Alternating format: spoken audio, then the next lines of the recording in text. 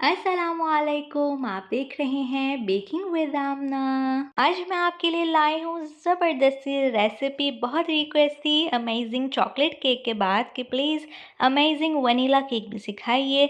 तो आज मैं आपके लिए बना रही हूँ अमेजिंग वनीला केक, वो भी बजट में। और सिर्फ रेसिपी ही नहीं शेयर करूँगी बल्कि सारे टिप्स ट्रिक्स और उसका वेट कितना है, किस किस आइसिंग के साथ आप इसको यूज़ कर सकते हैं, तो सारी चीज़ें बताऊंगी। वीडियो को गौर से सुनिएगा, गौर से देखिएगा ताकि कोई चीज़ आपसे मिस ना हो। तो चलिए शुरू करते हैं। यहाँ पे ले रही हूँ मैं मैदा 200 ग्राम है, इसको मैंने छन्नी में ऐड कर लिया। इसमें मैं ऐड कर रही हूँ बेकिंग पाउडर 10 ग्राम और नमक जो है वो जाएगा 1/4 टीस्पून। इन सबको हम अच्छे से छान लेंगे। छानने के बाद अच्छा सा मिक्स करके एक तरफ रख देंगे। रेसिपी मैंने कप्स में भी दी है और मैंने ग्राम्स में भी दी है, तो आप ध्यान से देखिएगा, स्पेशली कप्स वाले, इसलिए कि माइनस और प्लस टेबल स्पून है आज की रेसिपी में। तो गौर से देखिएगा, गौर से नोट डाउन कीजिएगा। यहाँ पर मेरे पास है 8 इंच का केक पैन। इसको मैं आज एक ही केक पैन में बेक करूँगी। यहाँ एक बोल में हम ले लेंगे 4 अंडे। रूम टेम्परेचर पे अंडे होने चाहिए। कैस्टर शुगर जाएगी 180 ग्राम। ऑयल जाएगा 100 ग्राम। अंडों का जो वज़न है ना वो होना चाहिए 55 से 65 ग्राम के दरमियान। अच्छा, इसको अब हम अच्छा सा बीट कर लेंगे 3 से 4 मिनट के लिए, यहाँ तक कि ये बिल्कुल हल्का येलो कलर हो जाए, बिल्कुल पेल येलो जो होता है उस तरह से हो जाए। गाढ़ा ये नहीं होगा इसलिए कि इसमें ऑयल हमने ऐड किया है। स्पंज केक का बैटर जो हम बनाते हैं, सिर्फ अंडे और चीनी को जो हम बीट करते हैं वो बहुत गाढ़ा हो जाता है, इसलिए कि उसमें ऑयल नहीं होता। इसमें हम ऑयल ऐड कर रहे हैं तो ये गाढ़ा थोड़ा सा होगा, लेकिन बहुत ज़्यादा थिक फ्लफी नहीं होगा। अवन को आपने प्री हीट कर लेना है 160 पे। सिर्फ बॉटम रॉड जो है वो ऑन करनी है। पतीले में बना रहे हैं तो बिल्कुल पतीले को भी आपने प्री हीट कर लेना है। कलर अगर अच्छा सा चाहिए तो दरमियानी आंच पे प्री हीट कीजिएगा, और अगर कलर की आपको फ़िक्र नहीं है तो आप बिल्कुल उसको लो फ्लेम पे प्री हीट कर सकते हैं। अच्छा, इस केक को मैंने आपको लेयर्स में भी कट करके इस वीडियो में दिखाया है और आपको मैंने इसका स्लाइस भी कट करके दिखाया है ताकि आपको अच्छे से समझ आ जाए। बीट करते हुए अगर आप चाहें तो इस तरह प्याले को एक साइड में भी करके बीट कर सकते हैं, लेकिन बिगिनर्स ऐसा ना कीजिएगा, कहीं बैटर प्याले से बाहर ना आ जाए। वीडियो को प्लीज़ गौर से देखा कीजिए, गौर से सुना कीजिए। आज के बाद मैं उन कमेंट्स का आंसर नहीं दूंगी जो मैं वीडियो में बता चुकी होती हूँ, और वही चीज़ आप बार बार पूछते हैं तो मैं उन कमेंट्स का आंसर नहीं करूँगी, इसलिए कि अगर आप गौर से वीडियो को नहीं देखते तो इसमें मेरी कोई गलती नहीं है। अच्छा जी, जब बैटर ऐसा हो जाएगा ना, देखिए बिल्कुल ये रनी है, इस तरह से बोल भी मैं हिला रही हूँ, तो बस अब हम इसमें ऐड कर देंगे वनीला एसेंस 1 टीस्पून। अगर आप चाहें तो आप 1.5 टीस्पून भी ऐड कर सकते हैं। कलर मैंने ऐड किए हैं इसमें 2 ड्रॉप्स। अगर आपको कलर नहीं ऐड करना बिल्कुल आप स्किप कर सकते हैं। मैंने ऐड किया था तो मैंने आपको दिखा भी दिया। इसको बस अब हमने इतना मिक्स करना है कि ये बैटर में मिक्स हो जाए, बहुत ज़्यादा मिक्सिंग नहीं करनी। अब हम इसमें ऐड कर देंगे अपने ड्राई इंग्रेडिएंट्स जो हमने पहले छान के रख दिए थे।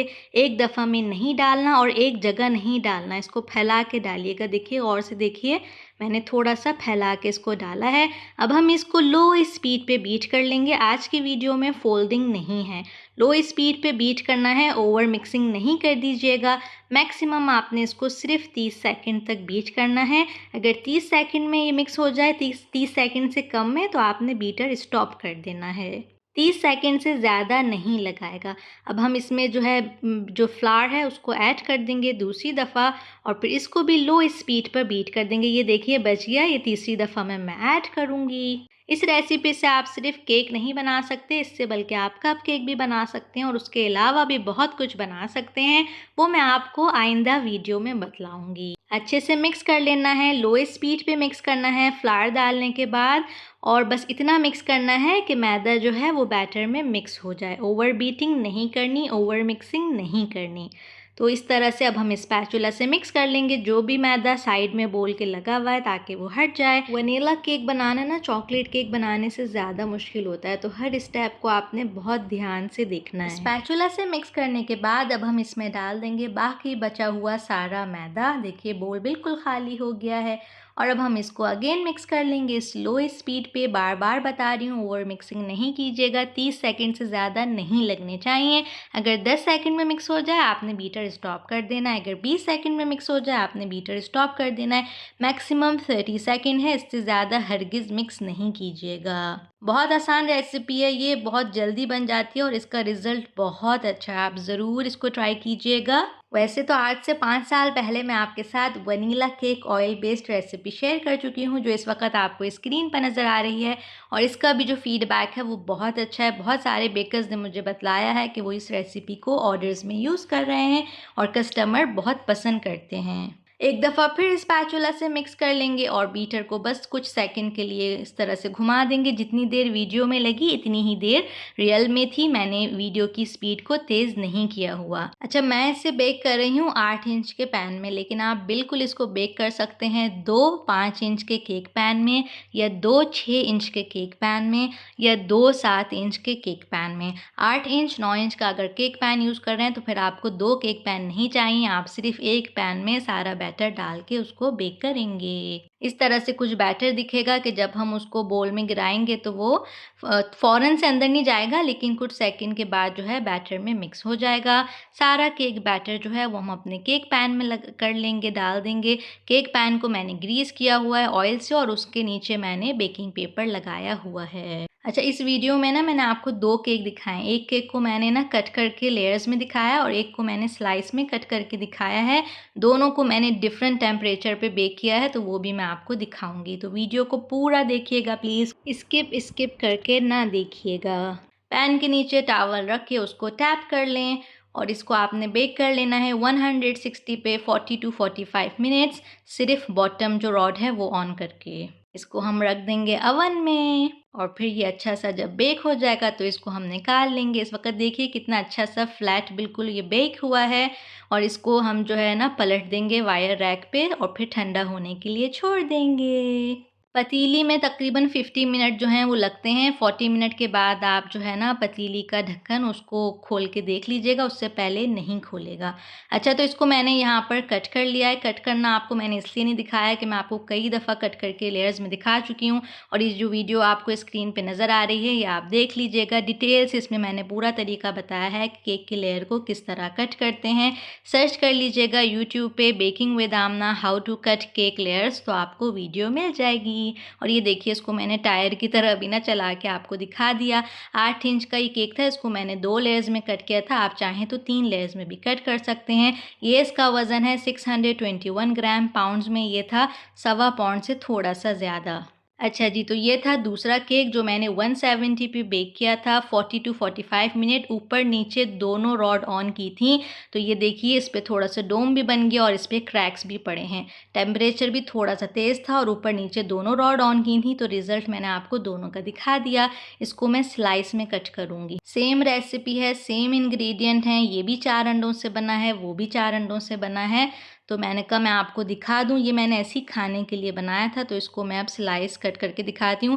जैसे ही मैंने केक का स्लाइस कट किया मुझे याद आया इसको तो मैंने वेट ही नहीं किया, तो फिर फ़ौरन से इसका मैंने वज़न कर लिया। इसका वज़न था 632 ग्राम। अब आप कहेंगे वो तो 621 ग्राम था, तो ये अंडों के वज़न पे होता है। जो पहले केक में अंडे मैंने यूज़ किए थे वो डिफरेंट ब्रांड के थे, और जो इस केक में अंडे मैंने यूज़ किए वो डिफरेंट ब्रांड के। तो देखिए अंडों के वज़न से भी थोड़ा सा फ़र्क आता है केक के वज़न में भी।